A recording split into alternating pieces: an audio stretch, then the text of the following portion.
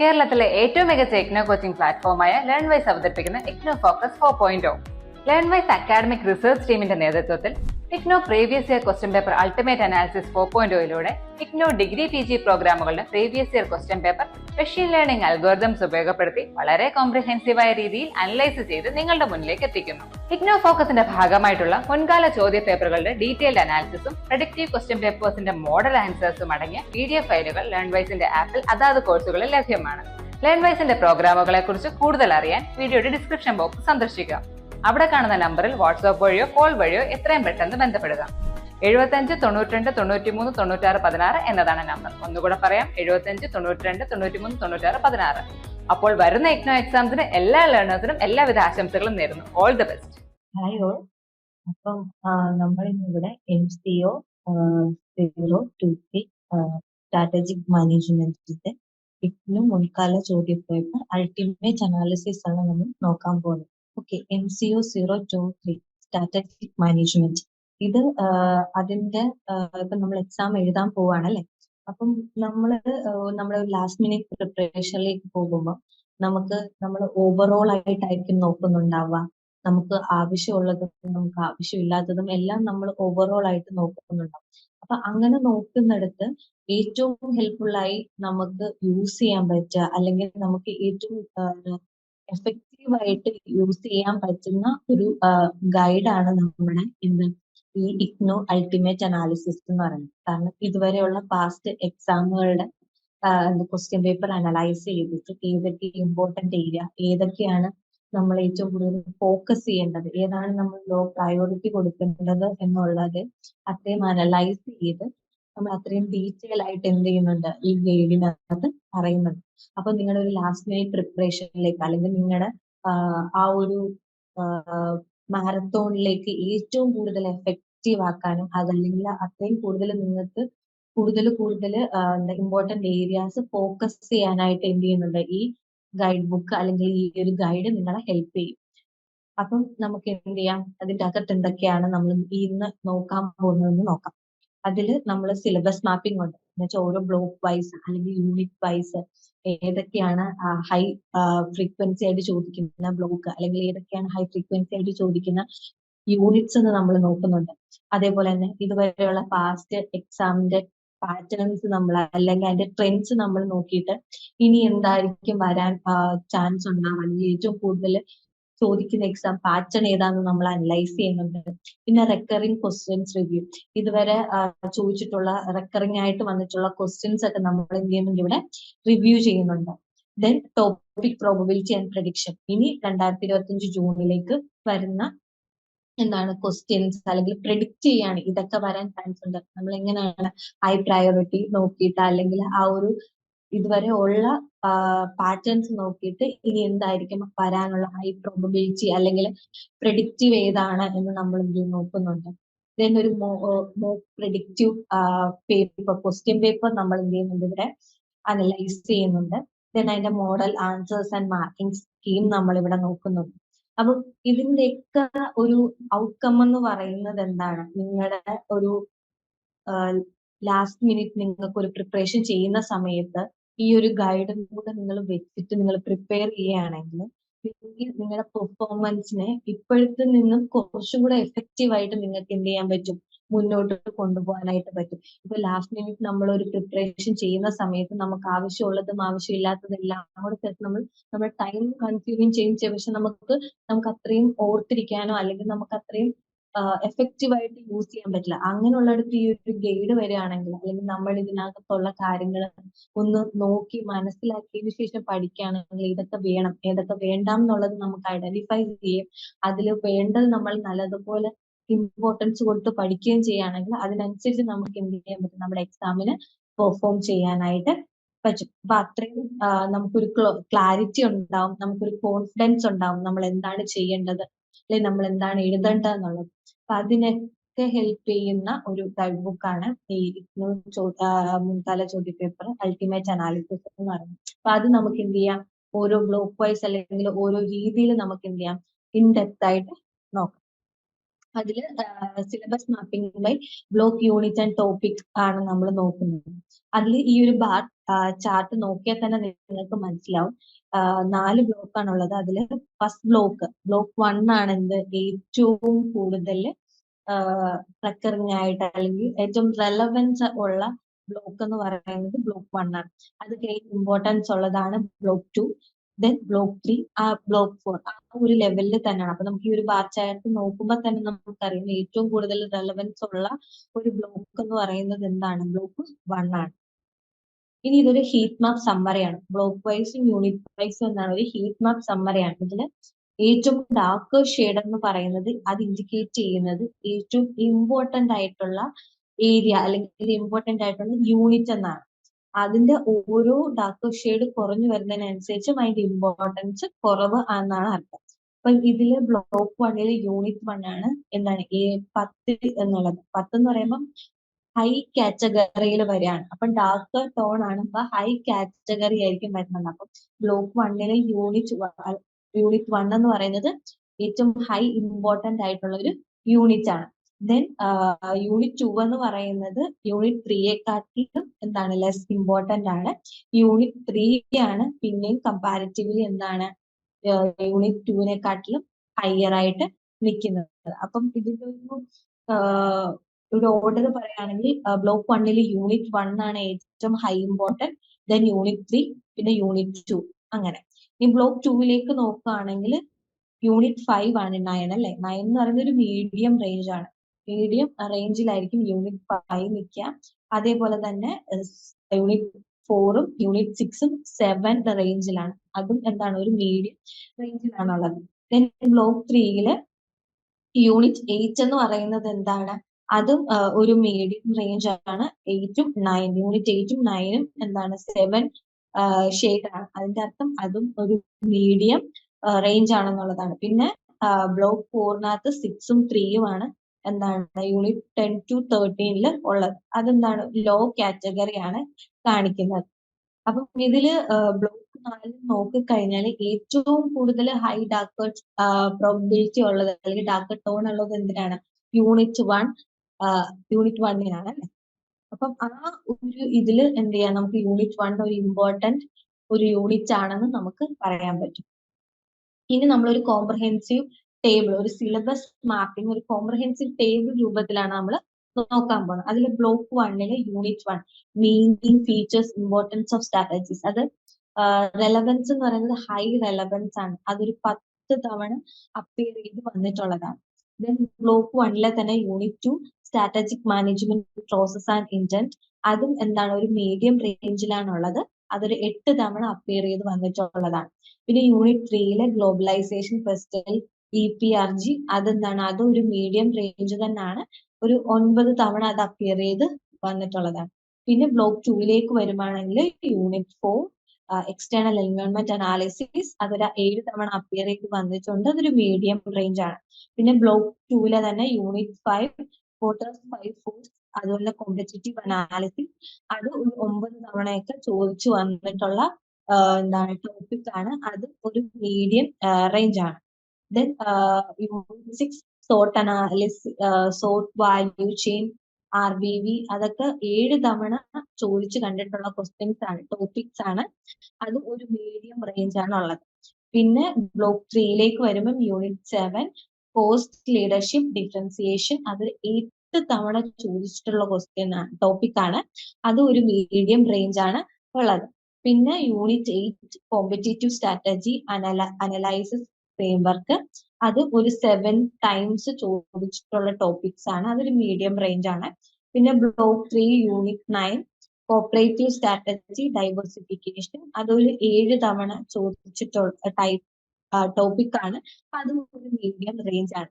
പിന്നെ block 4 unit 10 leadership organisation structure cultural, അതും ഒരു 6 തവണ ചോദിച്ചിട്ടുള്ള ഏരിയ ആണ്. അതൊരു മീഡിയം റേഞ്ച് ആണ്. പിന്നെ block 4 unit 11 corporate governance ethics, അതൊരു 6 തവണ ചോദിച്ചിട്ടുള്ള ടോപ്പിക്സ് ആണ്. അതൊരു മീഡിയം റേഞ്ച് തന്നെയാണ്. പിന്നെ block 4 unit 12 control operational and strategic control, അതൊരു 3 തവണ ചോദിച്ചിട്ടുള്ള ടോപ്പിക് ആണ്. അതൊരു ലോ കാറ്റഗറിയിലാണ് വരിക. പിന്നെ unit 13 evaluation BSc portfolio analysis, അതും ഒരു 3 തവണ ഒക്കെ വന്നിട്ടുള്ള ടോപ്പിക്കാണ്. അതും ഒരു ലോ കാറ്റഗറിയിലാണ് ഉള്ളത്. ഇനി നമുക്ക് ഒരു കീ ഇൻസൈറ്റ് ബോക്സ് നോക്കാം. അതിൽ ഏറ്റവും ടോപ്പ് 3 ഹൈ yield ടോപ്പിക്സ് ഏതൊക്കെയാണെന്നാണ് നമ്മൾ നോക്കാൻ പോകുന്നത്. അതിലൊന്നാണ് സ്ട്രാറ്റജിയുടെ മീനിങ്, ഫീച്ചേഴ്സ്, ഇമ്പോർട്ടൻസ്. അത് എല്ലാ ടിയിലും അപ്പിയർ ചെയ്ത് വരുന്ന ഒരു എന്താണ് ഏരിയയാണ് അല്ലെങ്കിൽ ഒരു ടോപ്പിക്കാണ്. അത് എന്താ പറയുക, ഒരു ബാക്ക് ബോൺ എന്ന് തന്നെ നമുക്ക് പറയാൻ പറ്റും. അപ്പൊ അത്രയും മെയിൻ ആയിട്ട് നല്ലതുപോലെ നോക്കണ്ട. ഇപ്പൊ ഒരു സ്ട്രാറ്റജിക് മാനേജ്മെന്റ് എന്ന് പറഞ്ഞ ഒരു സബ്ജക്ട് എടുക്കുമ്പോൾ തന്നെ അത് എന്താണ് സ്ട്രാറ്റജി, അതിന്റെ മീനിങ് അല്ലെങ്കിൽ അതിന്റെ ഇമ്പോർട്ടൻസ്, അതിന്റെ റെലവൻസ്, ഫീച്ചേഴ്സ് എല്ലാം നമ്മൾ മസ്റ്റ് ആയിട്ട് പഠിച്ചിരിക്കണം. അപ്പൊ അതെന്തുകൊണ്ട് ഒരു ഇമ്പോർട്ടന്റ് ഏരിയ തന്നെയാണ്. പിന്നെ പോർട്ടേഴ്സ്, പൈപ്പോഴ്സ് ആൻഡ് കോമ്പറ്റേറ്റീവ് അനാലിസിസ്, അതും എന്താണ് ഒരു ടോപ്പ് 3 കാറ്റഗറിയിൽ വരുന്ന ഒരു ടോപ്പിക്കാണ്. Then cooperative strategies and diversification, അതും എന്താണ് ഒരു ടോപ്പ് ഹൈ yield ടോപ്പിക്കാണ്. നിങ്ങൾ ഓൾറെഡി ഇഗ്നോയിൽ ജോയിൻ ചെയ്തിട്ടുള്ള ഒരാളാണോ? അതല്ലെങ്കിൽ ഇഗ്നോയിൽ ജോയിൻ ചെയ്ത് ഡിഗ്രി PG ഒക്കെ തന്നെ നേടണമെന്ന് ആഗ്രഹിക്കുന്ന ഒരാളാണോ? ആണെങ്കിൽ നിങ്ങൾക്ക് വേണ്ടിയുള്ളതാണ് ലേൺവൈസ് പ്ലാറ്റ്ഫോം. കേരളത്തിലെ ഏറ്റവും മികച്ച ഇഗ്നോ സപ്പോർട്ട് പ്ലാറ്റ്ഫോം ആയിട്ടുള്ള ലേൺവൈസിന്റെ സഹായത്തോടു കൂടി രാജ്യത്തെ ഏറ്റവും മികച്ച, ഏറ്റവും ക്രെഡിബിൾ ആയിട്ടുള്ള ഡിസ്റ്റൻസ് എഡ്യൂക്കേഷൻ യൂണിവേഴ്സിറ്റി ആയിട്ടുള്ള ഇഗ്നോയിൽ നിന്ന് നിങ്ങൾക്ക് ഡിഗ്രി PG MBA എല്ലാം നേടാം. ഇഗ്നോ നൽകി വരുന്ന 36ഓളം വരുന്ന പ്രോഗ്രാമുകളിൽ നിങ്ങൾക്ക് first year, second year, third year, fourth ഇയറിന് ആവശ്യമായിട്ടുള്ള കോംപ്രിഹെൻസീവ് സപ്പോർട്ട് ലേൺവൈസിൽ നിങ്ങൾക്ക് ലഭ്യമാണ്. തങ്ങളുടെ എല്ലാ ലേണേഴ്സിനും കൃത്യമായ മെന്റർഷിപ്പോടുകൂടി കോംപ്രിഹെൻസീവ് ആയ ഒരു ഡിഗ്നിഫൈഡ് ലേണിംഗ് എക്സ്പീരിയൻസ് ഉറപ്പാക്കാൻ ലേൺവൈസ് എപ്പോഴും തന്നെ ശ്രദ്ധിക്കാറുണ്ട്. ലേൺവൈസിന്റെ വ്യത്യസ്ത സവിശേഷതകൾ നിങ്ങൾക്കിവിടെ കാണാൻ സാധിക്കും. അതുപോലെ ലേൺവൈസിൽ നിന്ന് പഠിച്ചിറങ്ങിയിട്ടുള്ളവരുടെയും നിലവിൽ പഠിച്ചുകൊണ്ടിരിക്കുന്നവരുടെയും എക്സ്പീരിയൻസ് അറിയുന്നതിനും മനസ്സിലാക്കുന്നതിനും എത്രയും പെട്ടെന്ന് ലേൺവൈസ് യൂട്യൂബ് ചാനലിൽ പോവുക. നിങ്ങൾക്ക് അവിടെ ഒരുപാട് വീഡിയോസ് കാണാൻ സാധിക്കും. ലേൺവൈസിനെ പറ്റി കൂടുതൽ മനസ്സിലാക്കുന്നതിനായിട്ടും ഞങ്ങളുടെ എക്സിക്യൂട്ടീവുമായിട്ട് ബന്ധപ്പെടുന്നതിനായിട്ടും താഴെ കൊടുത്തിരിക്കുന്ന നമ്പറിൽ വാട്സാപ്പ് വഴിയോ കോൾ വഴിയോ ബന്ധപ്പെടുക. ഇനി നമുക്കൊരു എക്സാം പാറ്റേൺ അനാലിസിസ് നോക്കാം. ഇപ്പം നമ്മൾ 2022 തൊട്ട് 2024 ഡിസംബർ വരെയുള്ള ക്വസ്റ്റ്യൻ പേപ്പേഴ്സ് നോക്കുകയാണെങ്കിൽ S and long answers typically ഒരു 15 to 20 മാർക്കിനാണ് വരിക. അത് അപ്രോക്സിമേറ്റ്ലി നമ്മൾ 400 to 600 വേർഡ്സിൽ എന്ത് ചെയ്തിരിക്കണം, എഴുതിയിരിക്കണം. അപ്പൊ ഒരു 6 പേപ്പറിൽ ഒരു 5 പേപ്പറിലും ക്വസ്റ്റ്യൻ പേപ്പറിലും എന്ത് വന്നിട്ടുണ്ട്, ഈ എസ് അല്ലെങ്കിൽ ലോങ് ആൻസർ ക്വസ്റ്റ്യൻസ് വന്നിട്ടുണ്ട്. പിന്നെ ഷോർട്ട് നോട്ട്, അതുപോലെ ബ്രീഫ് എക്സ്പ്ലനേഷൻ വരുന്ന ക്വസ്റ്റ്യൻസ് അത് ടിപ്പിക്കലി 4 to 8 മാർക്കിനാണ് വരിക. അതെന്താണ് ഒരു 100 to 200 വേർഡ്സിനകത്ത് ആണ് എന്ത് ചെയ്യുക, നമ്മൾ അതിന്റെ ആൻസേഴ്സ് എഴുതുക. അതൊരു 4 ക്വസ്റ്റ്യൻ പേപ്പർ എടുക്കുകയാണെങ്കിൽ അത് 3 എണ്ണത്തിൽ വന്നിട്ടുണ്ടാവും. പിന്നെ കേസ് അല്ലെങ്കിൽ scenario, case study, scenario type അല്ലെങ്കിൽ എക്സാമ്പിൾ ടൈപ്പ് ക്വസ്റ്റ്യൻസ് അത് 8 to 12 മാർക്കിന് വരെ ആയിരിക്കും അത് വരുന്നുണ്ടാവുക ക്വസ്റ്റ്യൻസ്. അത് 250 to 350 വേർഡ്സ് എന്താണ് എഴുതണം. അതൊരു 1 to 2 ടൈംസ് വന്നിട്ടുണ്ട്. പിന്നെ കമ്പാരിസൺ ഡിഫറൻസിയേഷൻ അത് 5 to 8 മാർക്കിനുള്ളിലായിരിക്കും, മാർക്ക് റേഞ്ച് ആയിരിക്കും വരിക. അത് 150 to 200 വേർഡ്സിൽ എഴുതണം. അത് 1 to 2 തവണ ഒക്കെ ചോദിച്ചിട്ടുള്ളതാണ്. പിന്നെ ലിസ്റ്റ് ചെയ്ത് വരിക അല്ലെങ്കിൽ ഇലുമിനേറ്റ് ചെയ്ത് എഴുതാന്നുള്ള ടൈപ്പ് ഓഫ് ക്വസ്റ്റ്യൻസ് അതും എന്താണ് ഒരു 4 to 5 മാർക്കിനായിരിക്കും വരുന്നുണ്ടാവുക. അത് 70 to 120 വേർഡ്സിനുള്ളിൽ എഴുതാം. അത് കുറച്ച് ലോ കാറ്റഗറിയാണ്, ഒരു തവണയൊക്കെ ചോദിച്ചു കണ്ടിട്ടുള്ളൂ. പിന്നെ MCQ, fill in the blanks, calculation അങ്ങനെയുള്ളതൊന്നും എന്താണ് നമ്മുടെ ഈ ഒരു സബ്ജക്റ്റിനകത്ത് ഇല്ലാത്തതുകൊണ്ട് തന്നെ അതൊന്നും പ്രാക്ടിക്കൽ ഉള്ള കാര്യങ്ങളാണ്. ഇത് തന്നെയാണ് നമ്മൾ പറയുന്നത്. നമ്മൾ എസ് അല്ലെങ്കിൽ ലോങ് ആൻസർ എന്ന് പറയുമ്പോൾ നമ്മൾ ആ ഒരു ടോപ്പിക്കിനെ കുറിച്ച് കോംപ്രിഹെൻസീവ് ആയിട്ട് എന്താണ് മനസ്സിലാക്കിയിട്ടുള്ളതെന്ന് നമ്മൾ അത്രയും വ്യക്തതയോടെ അത്രയും എന്താണ് ഡീപ്പായിട്ട് നമ്മൾ എന്ത് ചെയ്യുക, അതിനെ അനലൈസ് ചെയ്ത് എഴുതാനായിട്ട് നോക്കണം. അപ്പൊ അതുകൊണ്ട് തന്നെ ടിപ്പിക്കലി അതൊരു 15 to 20 മാർക്കിൽ ക്യാരി ചെയ്യുന്ന ക്വസ്റ്റ്യൻസ് ആയിരിക്കും വരിക. അപ്പൊ നമ്മൾ അതിനനുസരിച്ച് ഇൻഡെപ്ത് ആയിട്ട് വേണം നമ്മൾ എന്ത് ചെയ്യാൻ, അതിന് ആൻസേഴ്സ് എഴുതാൻ. അപ്പൊ ഒരു 400 to 600 വേർഡ്സിന് ഉള്ളിൽ അല്ലെങ്കിൽ അതിന് അത്രയും നമ്മൾ എന്താ ഡെപ്ത് ആയിട്ട് ക്ലാരിറ്റിയോടെ ആ ഒരു ലോജിക്കൽ ഫ്ലോ കൊടുത്ത് അതൊരു വേറെ എന്തെങ്കിലും ടോപ്പിക്കുമായിട്ട് ഇന്റർ കണക്ട് ചെയ്യാൻ പറ്റുവാണെങ്കിൽ അങ്ങനെ കണക്ട് ചെയ്ത് എന്ത് ചെയ്യാം, നമ്മൾ അത്രയും ഡീറ്റെയിൽ ആയിട്ട് ഒരു സ്ട്രക്ചേർഡ് ഫോർമാറ്റിൽ എഴുതാം. ഇൻട്രൊഡക്ഷൻ എഴുതാം, ദെൻ അതിന് വേണ്ട ബോഡി എന്താണ് കാര്യങ്ങൾ എഴുതാം, ദെൻ കൺക്ലൂഷൻ എഴുതാം എന്നുള്ള ഒരു സ്ട്രക്ചർ ഫോർമാറ്റും എന്ത് ചെയ്യാം, കീപ്പ് ചെയ്യാം. പിന്നെ short note and brief explanation. അത് വരുമ്പോൾ ഒരു ടിപ്പിക്കലി 4 to 8 മാർക്കിനുള്ളിലായിരിക്കും വരുന്നുണ്ടാവാം. അപ്പൊ നമ്മളത് സമ്മറൈസ് ചെയ്ത് കീ പോയിന്റ്സും അതിന്റെ എക്സ്പ്ലനേഷനും ആണ് കൂടുതലും നമ്മൾ അതിനകത്ത് എഴുതേണ്ടത്. അപ്പൊ അതിൽ നമ്മൾ ഫീച്ചേഴ്സും ഡെഫിനിഷൻസും എല്ലാം ഇൻക്ലൂഡ് ചെയ്യണം. അതൊരു 100 to 200 വേർഡ്സിനുള്ളിലായിരിക്കണം എഴുതുന്നത്. പിന്നെ കേസ് സിനാരിയോ അല്ലെങ്കിൽ എക്സാമ്പിൾ ടൈപ്പ് ഒരു 8 to 12 മാർക്കിനുള്ള ക്വസ്റ്റ്യൻസ് ആയിരിക്കും വരുന്നുണ്ടാവുക. അത് 250 to 350 വേർഡ്സിനുള്ളിൽ എഴുതാം. നമുക്ക് അതൊരു ഒരു സിനോറിയോ വരുമ്പോൾ അല്ലെങ്കിൽ കേസ് വരുമ്പോൾ നമ്മുടെ ആ ഒരു പ്രാക്ടിക്കൽ നോളജ് എന്താണെന്നുള്ളതും അതല്ലെങ്കിൽ നമ്മൾ എങ്ങനെ നമ്മുടെ നോളജിന് അപ്ലൈ ചെയ്യുന്നു എന്നുള്ളതും ഒക്കെ നമുക്കതൊന്ന് അനലൈസ് ചെയ്യാനാണ് ആ ടൈപ്പ് ഓഫ് ക്വസ്റ്റ്യൻസ് ചോദിക്കുന്നത്. ദെൻ കമ്പാരിസൺ അല്ലെങ്കിൽ ഡിഫറൻസിയേഷൻ എന്ന് പറയുന്നത് ഏതെങ്കിലും 2 ടോപ്പിക്സ് അല്ലെങ്കിൽ 3 ടോപ്പിക്സ് തന്നിട്ട് അതിനെ ഡിഫറൻഷിയേറ്റ് ചെയ്യാന്നുള്ളത് അല്ലെങ്കിൽ കമ്പയർ ചെയ്യാന്നുള്ളതായിരിക്കും ക്വസ്റ്റ്യൻസ് ആയിരിക്കും വരുന്നുണ്ടാവുക. അപ്പൊ ടിപ്പിക്കലി അതൊരു 5 to 8 മാർക്കിന്റെ ക്വസ്റ്റ്യൻസ് ആയിരിക്കും. ഒരു 150 to 200 വേർഡ്സിനുള്ളിൽ നമ്മൾ എഴുതാം. അത് നമുക്ക് ടാബുലർ ഫോമാറ്റിൽ എഴുതാം, ബുള്ളറ്റ് ഫോമാറ്റിൽ എഴുതാം, അതല്ലെങ്കിൽ പാരഗ്രാഫ് ഫോമാറ്റിലായാലും എഴുതാം. ഇനി നമുക്ക് മാർക്ക് ഡിസ്ട്രിബ്യൂഷൻ അനാലിസിസ് നോക്കാം. അതിൽ block 1 introduction to strategic management ഒരു ആവറേജ് ഈ 2022 to 2024 വരെയുള്ള 3 വർഷത്തെ എടുത്തു വെച്ച് നോക്കുമ്പോൾ ഒരു ആവറേജ് മാർക്ക് എന്ന് പറയുന്നത് 27 ആണ്. 27% ആണ് അതിന്റെ ഒരു മാർക്കിംഗ് ഫസ്റ്റ് ബ്ലോക്കിന്റെ ഒരു മാർക്കിംഗ് എന്ന് വരിക.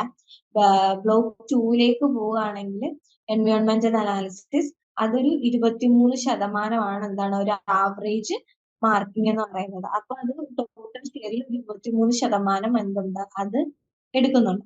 ദെൻ ബ്ലോക്ക് 3ലേക്ക് വരികയാണെങ്കിൽ ഒരു 22% ടോട്ടൽ ഷെയർ ബ്ലോക്ക് 3 ആണ് എടുക്കുന്നത്.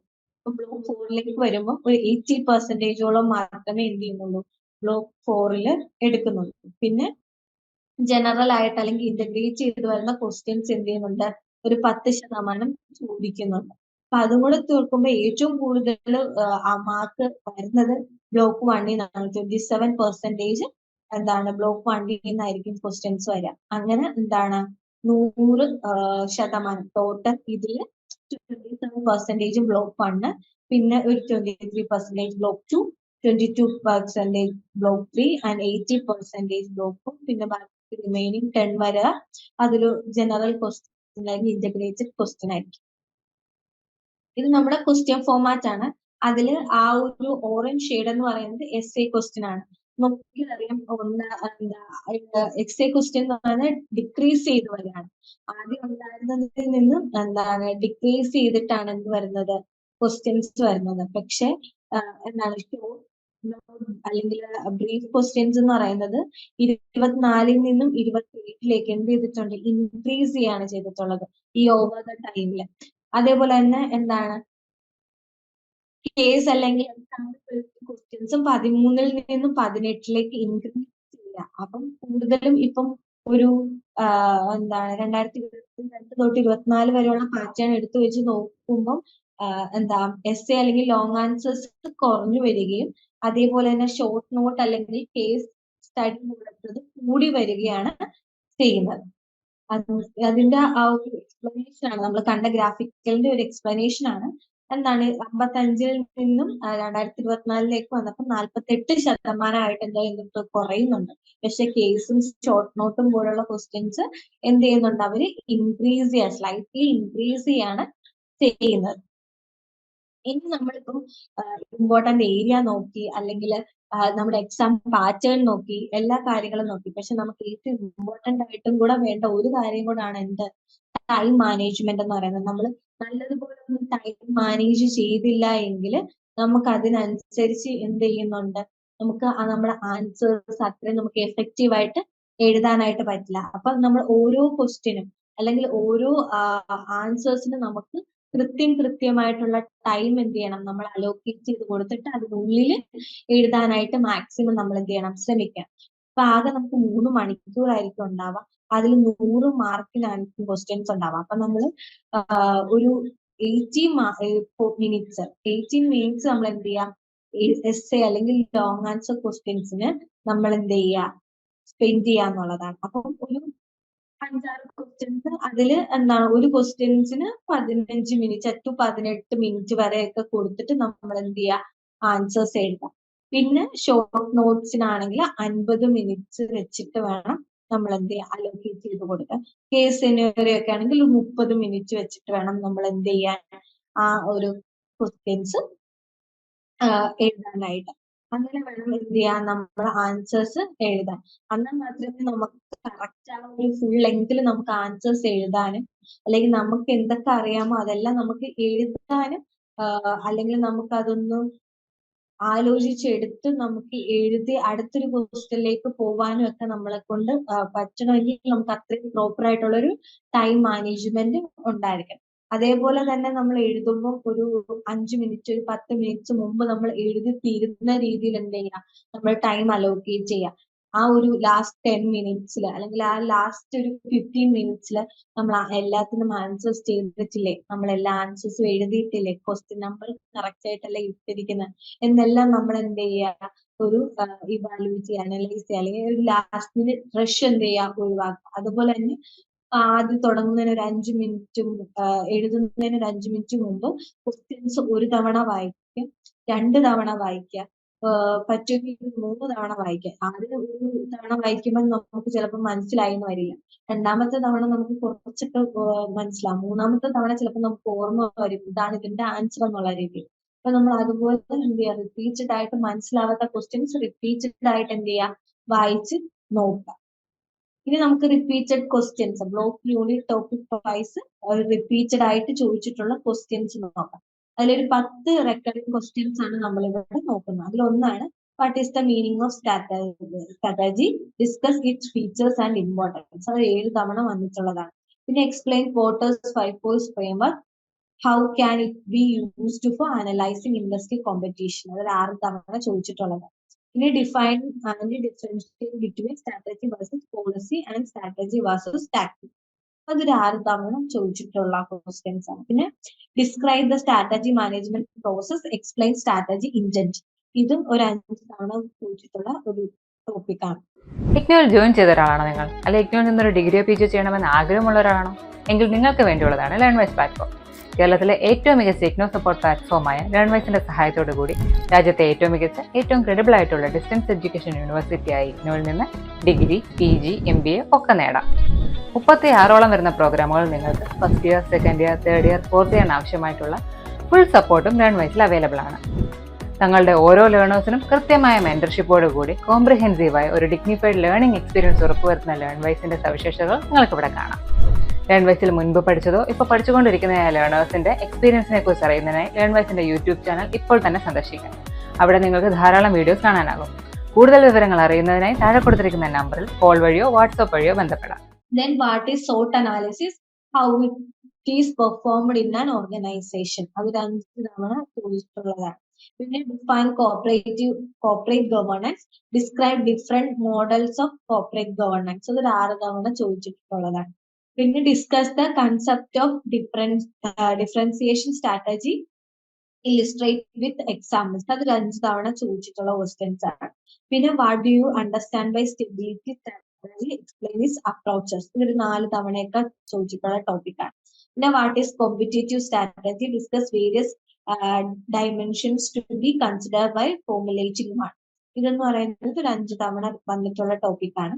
പിന്നെ discuss the role and style of leadership in strategic management. ഇതൊരു 4 തവണ ചോദിച്ചിട്ടുള്ള ക്വസ്റ്റ്യൻസ് ആണ്. ഇതിന്റെ ഒരു ഫ്രീക്വൻസി ടേബിൾ ആണ് നമ്മൾ നോക്കുന്നത്. അതിൽ ഈ പറഞ്ഞ ക്വസ്റ്റ്യൻസ്, അതിൽ മീനിങ്, ഫീച്ചേഴ്സ് അല്ലെങ്കിൽ ഇമ്പോർട്ടൻസ് ഓഫ് സ്ട്രാറ്റജീസ് എന്ന് പറയുന്നത് ആവറേജ് മാർക്ക് ഒരു 16 മാർക്കിനൊക്കെ ആവറേജ് മാർക്കിന് വന്നിട്ടുള്ള ക്വസ്റ്റ്യൻ ആണ്. അതിൽ 7 തവണയൊക്കെ വന്നിട്ടുള്ളതാണ്. പിന്നെ പോർട്ടർ 5 ഫോഴ്സ് ഫ്രെയിംവർക്ക്, അതൊരു ആവറേജ് മാർക്ക് എന്ന് പറയുന്നത് 10 ആണ്. അതൊരു 6 തവണ അപ്പിയർ ചെയ്ത് വന്നിട്ടുള്ളതാണ്. പിന്നെ strategy versus policy versus statics, അതൊരു 10 മാർക്കാണ് അതിന്റെ ആവറേജ് മാർക്ക് എന്ന് പറയുന്നതും അത് 6 തവണ അപ്പിയർ ചെയ്ത് വന്നിട്ടുള്ളതാണ്. പിന്നെ strategic management process and intent, അത് 14 മാർക്ക് വരെയാണ് അതിന്റെ ആവറേജ് മാർക്ക് എന്ന് പറയുന്നത്. അത് 5 തവണ അപ്പിയർ ചെയ്ത് വന്നിട്ടുണ്ട്. പിന്നെ സോട്ട് അനാലിസിസ് ഇൻ ഓർഗനൈസേഷൻ, അതൊരു 8 മാർക്ക് വരെയാണ് അതിന്റെ ആവറേജ് എന്ന് പറയുന്നത്. അത് 5 തവണയൊക്കെ അപ്പിയർ ചെയ്ത് വന്നിട്ടുണ്ട്. പിന്നെ കോർപ്പറേറ്റ് ഗവേണൻസ് ആൻഡ് മോഡൽസ് അതൊരു 10 മാർക്ക് വരെയാണ് അതിന്റെ ആവറേജ് മാർക്ക് എന്ന് പറയുന്നത്. പിന്നെ ഡിഫറൻസിയേഷൻ സ്ട്രാറ്റജീസ് എന്ന് പറയുന്നത് 8 മാർക്കാണ്, 8 മാർക്ക് വരെയാണ് അതിന്റെ ആവറേജ് മാർക്ക് എന്ന് പറയുന്നത്. പിന്നെ സ്റ്റെബിലിറ്റി സ്ട്രാറ്റജിന്റെ അപ്രോച്ചസ് എന്ന് പറയുന്നത് ഒരു 10 മാർക്ക് വരെയാണ് അതിന്റെ ആവറേജ് മാർക്ക് എന്ന് പറയുന്നത്. പിന്നെ competitive strategy formulation and dimensions എന്ന് പറയുന്നത് ഒരു 12 മാർക്ക് വരെയാണ് അതിന്റെ എന്താണ് ആവറേജ് മാർക്ക് എന്ന് പറയുന്നത്. പിന്നെ ലീഡർഷിപ്പ് റോൾ ആൻഡ് സ്റ്റൈൽ എന്ന് പറയുന്നത് 8 മാർക്കാണ് അതിന്റെ ആവറേജ് മാർക്ക് എന്ന് പറയുന്നത്. ഇനി നമ്മൾ ഒരു സ്ട്രാറ്റജിക് അല്ലെങ്കിൽ ഒരു അഡ്വൈസ് പാനൽ തരാണെങ്കിൽ ഞാൻ നേരത്തെ പറഞ്ഞതുപോലെ തന്നെ നമ്മൾ എഴുതുന്നതിന് മുമ്പ് നമ്മൾ എന്ത് ചെയ്യുക, ഒരു 5 മിനിറ്റ് ക്വസ്റ്റ്യൻസ് എന്താണെന്ന് വായിച്ചു നോക്കുക. അതേപോലെ തന്നെ ഈ റിപ്പീറ്റഡ് ആയിട്ടുള്ള ക്വസ്റ്റ്യൻസ് നിങ്ങളൊന്ന് എഴുതി നോക്കാം. നിങ്ങളെ കൊണ്ട് എന്താണ് ഒരു ടൈം പീരീഡ് കൊടുത്തിട്ട് അതിനുള്ളിൽ നിങ്ങൾക്ക് എഴുതാൻ പറ്റുന്നുണ്ടോ എന്ന് നിങ്ങൾ എന്ത് ചെയ്യുക, ഒന്ന് എഴുതി നോക്കുക. അപ്പൊ നമ്മുടെ സ്പീഡും അല്ലെങ്കിൽ ആ ഒരു സ്ട്രക്ചർ ഒക്കെ നമുക്ക് ഇൻക്രീസ് ചെയ്യാൻ അല്ലെങ്കിൽ നമുക്ക് അതൊന്ന് ഇംപ്രൂവ് ചെയ്യാനായിട്ട് ഹെൽപ്പ് ചെയ്യും. അതുപോലെ തന്നെ ഒരു ആൻസർ വായിച്ചു നോക്കിക്കഴിഞ്ഞാൽ ഇൻട്രൊഡക്ഷൻ കാര്യങ്ങളും എല്ലാം നമ്മൾ എന്ത് എഴുതുക, കൺക്ലൂഷൻ എഴുതുക. പോയിന്റ് വൈസ് ഉണ്ടെങ്കിൽ പോയിന്റ് ആയിട്ട് എഴുതിയിട്ട് അത് എന്ത് ഹൈലൈറ്റ് ചെയ്യുക. അങ്ങനെയുള്ള കാര്യങ്ങളൊക്കെ എന്ത് ചെയ്യുക, നല്ലതുപോലെ ശ്രദ്ധിക്കുക. ടോപ്പ് റെക്കറിംഗ് ക്വസ്റ്റ്യൻ ഒരു വിഷ്വൽ റിപ്രസെന്റേഷൻ ആണിത്. അതിൽ ഏറ്റവും കൂടുതലും എന്താണ് പെർസെന്റേജ് ക്യാരി ചെയ്യുന്നത് മീനിങ് ഓഫ് സ്ട്രാറ്റജി, 13.2% ക്യാരി ചെയ്യുന്നത് മീനിങ് ഓഫ് സ്ട്രാറ്റജിയാണ്. പിന്നെ നമ്മുടെ top probability and prediction analysis ആണ്. ഇതില് block 1 unit 1 meaning and features importance of strategies high കാറ്റഗറിയാണ്. 100% പ്രോബിലിറ്റി ഉള്ള എന്താണ് ചോദ്യമാണ് അതെന്ന് പറയുന്നത്. പിന്നെ ബ്ലോക്ക് 2 പോർട്ടേഴ്സ് 5 എന്താണോ ഏരിയയാണ്, അതും ഹൈ ആണ്. പിന്നെ ബ്ലോക്ക് 4-11 കോർപ്പറേറ്റ് മോഡൽ ആണ് കാറ്റഗറി ഉള്ളത്. അതൊരു 67%. പിന്നെ യൂണിറ്റ് 8 കോമ്പറ്റീഷൻ ആണുള്ളത് വരാനായിട്ട്, അതൊരു മീഡിയം എന്താണ് കാറ്റഗറിയാണ്. ദെൻ യൂണിറ്റ് 7 ഡിഫറൻസിയേഷൻ സ്ട്രാറ്റജി ഒരു 67% ആണ് അതിന്റെ പ്രോബിലിറ്റി എന്ന് പറയുന്നത്, ഒരു മീഡിയം കാറ്റഗറിയാണ്. പിന്നെ യൂണിറ്റ് 6 സോട്ട് അനാലിസിസ് വാല്യൂഷൻ 67% പ്രോബിലിറ്റി ആണ്, അത് മീഡിയം കാറ്റഗറിയാണ്. പിന്നെ സ്റ്റെബിലിറ്റി സ്ട്രാറ്റജീസ് ആൻഡ് അപ്രോച്ചസ് അതൊരു 50% ആണ്, അതൊരു മീഡിയം കാറ്റഗറി തന്നെയാണ്. പിന്നെ ലീഡർഷിപ്പ് റോൾസ് ആൻഡ് സ്റ്റൈൽസ് അതൊരു 50% തന്നെയാണ് അതിന്റെ പ്രോബിലിറ്റി എന്ന് പറയുന്നത്, ഒരു മീഡിയം റേഞ്ച് ആണ്. പിന്നെ ഡൈവേഴ്സിഫിക്കേഷൻ ഒരു 33% പ്രോബിലിറ്റി ആണുള്ളത്, അതൊരു ലോ കാറ്റഗറി ആണുള്ളത്. ഒരു പേപ്പറിൽ 6 ക്വസ്റ്റ്യൻ പേപ്പർ എടുക്കുകയാണെങ്കിൽ ഒരു 2 തവണയൊക്കെ ചോദിച്ച് കണ്ടിട്ടുള്ളൂ.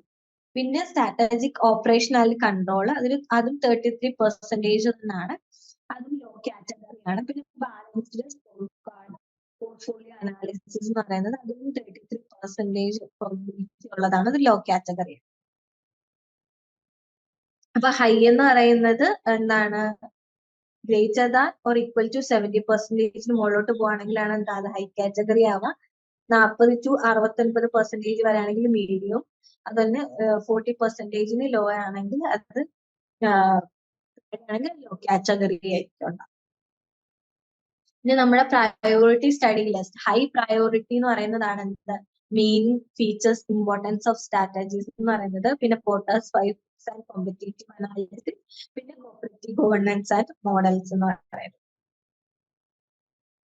ദെൻ മീഡിയം പ്രോബിലിറ്റി ആണ് strategic management competitive strategies and it's dimensions, differentiation strategy, SWOT analysis and value chain, stability strategies and approaches, leadership roles and styles എന്ന് പറയുന്നത്. പിന്നെ ലോ പ്രയോറിറ്റി പ്രോബിലിറ്റിക്കകത്തുള്ളതാണ് diversification, strategic operational control, balanced score card, portfolio analysis എന്ന് പറയുന്നത്. ഇനി നമ്മുടെ ഒരു predictive question paper ആണ് നോക്കാൻ പോകുന്നത്. Payment examination 2025 MCO 023 strategic management. Time എന്ന് പറയുന്നത് 3 മണിക്കൂറായിരിക്കും, മാർക്ക് 100 മാർക്കിനായിരിക്കും. അപ്പം അറ്റംപ്റ്റ് 5 ക്വസ്റ്റ്യൻസ് ആയിരിക്കും, എല്ലാ ക്വസ്റ്റ്യൻസും ഈക്വൽ മാർക്ക് ആയിരിക്കും ക്യാരി ചെയ്യാം. ക്വസ്റ്റ്യൻ നമ്പർ 1 ആണ് Define strategy and distinguish between intended and immigrant strategy with example from the Indian service sector. B part, critically evaluate the importance of strategic management in today's volatile business environment, switching recent real world disputes. അത് block 1 unit 1 concept of strategies and strategic മാനേജ്മെന്റിനകത്ത് പിന്നെ question number 2 എന്ന് പറയുന്നത് consider the hypothetical Indian automobile firm facing new competition from global entrants. Apply Porter's 5 force framework to analyze the firm's external environment. Present your answer in a structured table format. Propose 2 innovative strategies in the firm could adopt to strengthen its positions. രണ്ടിനും 10 mark വെച്ചിട്ട് total 20 മാർക്കിന്റെ question ആണ്. അത് unit 5 Porter's 5 force അതിൽ competitive അനാലിസിസിൽ നിന്ന് വന്നിട്ടുള്ളതാണ്. പിന്നെ question number 3 A part എന്ന് പറയുന്നത് effective corporate governance ensure long term sustainability. Illustrate this statement by designing a governance model for a mid-sized manufacturing company, including board composition and ethical policy details. B എന്ന് പറയുന്നത് discuss 2 major challenges Indian firm face in implementing robust corporate governance practice. അത് unit 11 corporate governance ആണ്. അങ്ങനെ total 20 marks ആണ് അതിനകത്തുള്ളത്. പിന്നെ question number 4 using a processed map outline all key stages of a strategic management process for a new e-commerce startup. Explain the concept of strategic intent and describe how it can shape organizational vision using current Indian example. പിന്നെ question number 5 you are strategy head of a food delivery platform. Develop a detailed SWOT analysis and use value chain analysis to propose a plan for competitive advantage. Then B എന്ന് പറയുന്നത് how should the company respond to a sudden regulatory change affecting gig workers. അത് unit 6 SWOT and value chain analysis അകത്തുള്ള question ആണ്. പിന്നെ question number 6 a leading textile firm want to pursue a differentiation strategies in both the domestic and export market using market data provided below. Recommend 3 differentiation moves and predict likely changes. അപ്പം അതിന്റെ catalyst എന്ന് പറയുന്നത് market data. Indian market എന്ന് പറയുമ്പോൾ strong price sensitivity ആണ്, medium segment growth ആണ്, 12% per year. Export market demand for eco-friendly fabric up to 20%. US and EU buyers require sustainability certification. B part leadership play in implementing such a differentiation strategy. ഇത് ഒന്ന് unit 7 differentiation strategies നിന്നും പിന്നെ unit 10 ലീഡർഷിപ്പിൽ നിന്നാണ് വന്നിരിക്കുന്നത്. പിന്നെ question number 7 write short note on any 4 of the following. Each note should be exceeded 200 words. ഒന്ന് scenario planning in dynamic industries, 2 strategy types and figures, key challengers in operational control system. D എന്ന് പറയുന്നത് structures and usage. E എന്ന് പറയുന്നത് strategic evaluation in multi business organisation. ഇത് block 3 ന്നും block 4 ന്നും block 2 ന്നും ചോദിച്ചിട്ടുള്ള ക്വസ്റ്റ്യൻസ് ആണ്. അപ്പൊ ഇത്രയും ക്വസ്റ്റ്യൻസ് ആണ് നമുക്ക് ഉള്ളത് ചാൻസ് ഉള്ള അല്ലെങ്കിൽ ഒരു പ്രെഡിക്റ്റീവ് ക്വസ്റ്റ്യൻ പേപ്പർ എന്ന് നമുക്ക് പറയാനായിട്ട് പറ്റാം. അപ്പൊ ഇത്രയാണ് നിങ്ങളുടെ എന്താണ് സ്ട്രാറ്റജിക് മാനേജ്മെന്റിന്റെ ഒരു ക്വസ്റ്റ്യൻ പേപ്പർ അനാലിസിസ് ഗൈഡ് എന്ന് പറയുന്നത്. ഇത് നിങ്ങളെല്ലാം നല്ലതുപോലെ ഗോ ത്രൂ ചെയ്യുക. കാര്യങ്ങൾ എന്ത് ചെയ്യുക, നിങ്ങൾ ഗോ ത്രൂ ചെയ്യുക. ആ ഇമ്പോർട്ടന്റ് ഏരിയാസ് നോട്ട് ചെയ്ത് നല്ലതുപോലെ പഠിക്കുക. നല്ലതുപോലെ എല്ലാ കാര്യങ്ങളും ഡീറ്റെയിൽ ആയിട്ട് നോക്കുക. മീഡിയം പ്രയോറിറ്റി ഉള്ള ക്വസ്റ്റ്യൻസും ഏരിയാസും അതും നല്ലതുപോലെ നോക്കുക. ലോ പ്രയോറിറ്റി ഉള്ളത് ജസ്റ്റ് വായിച്ചു നോക്കുക, അതെന്തൊക്കെയാണെന്ന് മനസ്സിലാക്കി വെക്കുക. എന്നിട്ട് നമ്മുടെ ടൈം മാനേജ്മെന്റ് ചെയ്യുക. ഏതൊക്കെ രീതിയിൽ എങ്ങനെയൊക്കെ ടൈം മാനേജ്മെന്റ് ചെയ്യണം എന്നുള്ളത് കാൽക്കുലേറ്റ് ചെയ്ത് വെച്ച് ടൈം മാനേജ്മെന്റ് ചെയ്യാം. എന്നിട്ട് നിങ്ങൾ എക്സാമിന് പോയി നല്ലതുപോലെ എഴുതാം, നല്ലതുപോലെ പെർഫോം ചെയ്യാൻ പറ്റട്ടെ, നല്ലതുപോലെ എഴുതാൻ പറ്റട്ടെ. All the best.